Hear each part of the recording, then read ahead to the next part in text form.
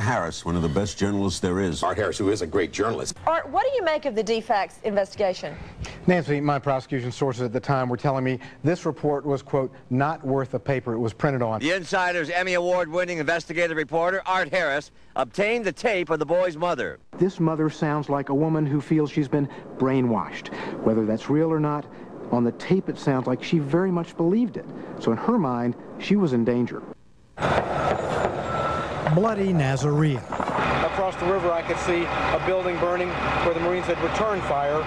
It's this charge, the alleged link between the strip club and the mob, that has league officials concerned. It's a long climb up the stairs to the White House press plane, but it's a red carpet all the way. Mrs. Harris pointed her silver Mercedes at her husband. The impact knocked him 25 feet. Then witnesses said she wheeled around and ran over him on the ground, and turned and ran over him again, then whipped around and ran over him a third time. Afterwards, Mrs. Harris said it was an accident. It's almost impossible to comprehend the horror of what went on in this hospital and others like it under Hitler. Imagine if you had a child who wasn't considered perfect. A child with a handicap, maybe retarded, maybe a learning disability, maybe he's simply unruly in school. He could be turned in and brought here and killed by doctors. You've called the tapes, quote, shocking beyond belief.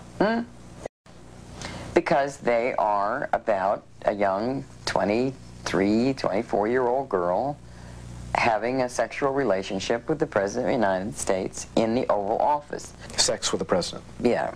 Oral sex. Yes.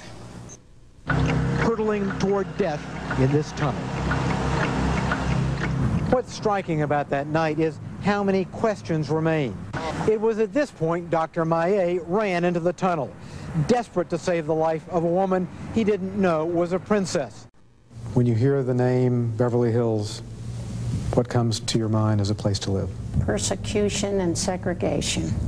Who was that? That's Muhammad Atta. You remember him? Yeah. Why Atlanta?